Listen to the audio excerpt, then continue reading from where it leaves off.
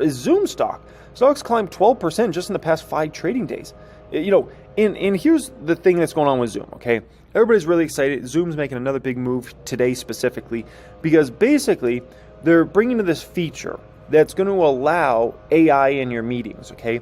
So what this is going to do is it's going to be able to take notes for you. It's going to be able to recap conversations.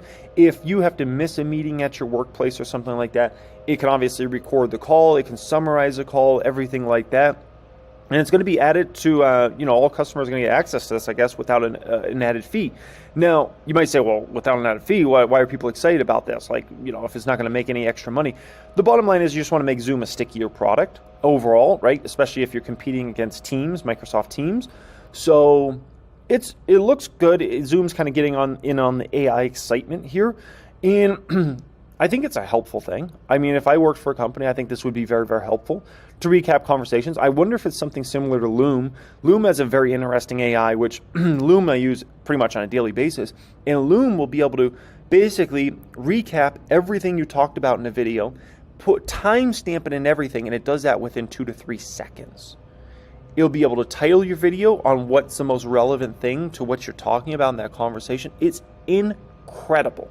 Incredible. It's able to do a full summary of what you talked about. Insanity. Absolutely insanity. And so I'm assuming Zoom has something similar to Loom. Maybe it's even a step above that. And it should be a very beneficial thing if you're somebody that uses Zoom for your company overall, right? Now, the other thing I'll say about Zoom stock, right? And I know this has always been a big Kathy Wood stock, and I know obviously the stock price has gotten absolutely smashed since pretty much end of 2020, beginning of 2021. I'll say I wouldn't be surprised if Zoom's a moneymaker over the next few years. Is it a stock I own? No. Is it a stock I really care to own? Probably not. But at the end of the day, if the stock trades cheap, I mean, it's at less than a 20 forward PE. And for a company like this, that's certainly not the highest number in the world. Okay, that's definitely a very doable number to kind of wrap your head around and own a company like this with the balance sheet it has and with kind of the stickier business model that they have overall. Okay, if you don't know me in my history in regards to Walgreens, I worked for Walgreens from about 2008 to 2010 as just a youngin while I was going to college and I was running track. And I just kind of learned about the business while being there, and I wanted to actually get into the management ranks at Walgreens, but they weren't hiring at that time. This is like during the great financial crisis. If anything, they were cutting manager roles and whatnot, so that's why I ended up getting the job at Quick Trip. But what I learned at Walgreens was fascinating. I learned things while I worked at Walgreens that you had trouble even conceiving these things. One thing I learned working at Walgreens was I always thought, man, Walgreens, so expensive. Why doesn't everybody just go to Walmart? Like, that was something I always thought of, right? And keep in mind, back then, I had such a limited amount of money. Heck, I was making $80-something an hour. I'm like, why would people even come here, man? You can get everything here cheaper at Walmart. Like, why not just go to Walmart, right? And I learned about how much inconvenience really matters to folks. And there was another fascinating thing I saw, which was how many people used, like, EBT, food stamps, at Walgreens, which was always crazy to me. But and do keep in mind, remember the years I worked for Walgreens, and remember I worked in one of the hardest hit cities in the United States of America during the great financial crisis. Phoenix, Arizona got hit extremely hard with the housing bust and everything that happened there. But it was always crazy to me how many people would come in and pay with EBT at Walgreens, where it's like a lot more expensive. Like, why not go to Walmart? But just convenience once again for a lot of folks. And then I really also learned about how much of an emphasis they really put on the pharmacy part. The whole retail operations is all just to get people in the door. It's just for foot traffic.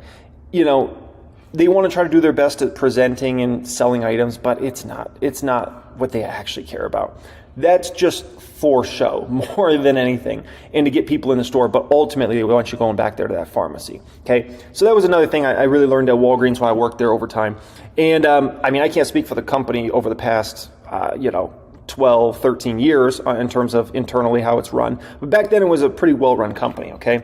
Now, it's interesting because I was watching Fast Money the other day, and they were speaking about, I'm going to kill this freaking fly. So I'm watching Fast Money, and they were obviously speaking about this situation. Tim Seymour says he owns Walgreens, and he was talking about how disappointed he is, and he made a great point. He's like, I've lost so much money in this stock, and this is supposed to be one of the most stable stocks in the stock market. Like, the reason you buy Walgreens is for stability usually. And Walgreens was always one of those companies seen as like, a recession, bad economy, good economy, it doesn't matter. Like Walgreens is going to hold through, and it's going to hold through much better than other stocks, right? And that has certainly not been the situation. I just showed you guys the 5-year. It's lost 65% of its value in the last 5 years. And he's like, what's the point of holding a stock like this if it's not even seen as, if it can't even be stable? And now the company's trading at a forward P of like 5 or 6, which is just like mind-blowing, but it's already been a cheap stock. At a forward P of 10, it looked cheap. At a forward P of 12, it looked cheap, right? And it's just got cheaper. And so you have this really like fascinating situation going on, and that's kind of how I feel with Walgreens stock as well. It's like one of those that you're holding, and it's like, this isn't even like really a safety stock anymore like it used to be years ago. I mean, now stocks like Apple and Microsoft are the safety stocks. And, you know, in the past, those were not the safety stocks. But look at how well those stocks held up last year. Look at how well those stocks have held up this year. I mean, it's incredible. Apple and Microsoft are now replaced like some of these companies like a Walgreens that was always seen as just like, you know, people need the stuff in there. People need to go get a box of Band-Aids. People need to go get some Tylenol. People need to use the pharmacy. Like it's needs. And yet the stock has done anything but act like a needs-based stock. It's acted like it's a, I don't know, high-tech stock that just loses 65% of its value in the tech bubble, right? Now, in regards to Walgreens, the major competitive threat is Amazon, right? That's who's seen as a longer-term major competitive threat. Walgreens always had a million competitors. Obviously, other pharmacy chains, CVS, Walmart, Kroger, all those guys undercut price. That's always been there. But it's seen as Amazon. Now, the interesting thing with Amazon is they could potentially beat Walgreens at convenience, which is something Walmart, Kroger, and others could never do. Walgreens always more convenient. It's on every corner. It's in and out easy. It's got drive-thrus. And so Walmart and Kroger could never compete with that. They could only compete with price. What if Amazon can beat Walgreens at convenience and price? Oh boy, now we're talking.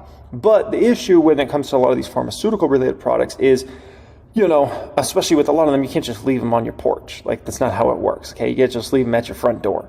For a lot of these different things, it's illegal to even, you know, send them like that. So that's going to be a whole process that's going to need a while to kind of work through there. But there's no doubt Amazon is certainly a competitive threat. But I mean, geez, is there anybody that Amazon isn't a competitive threat to?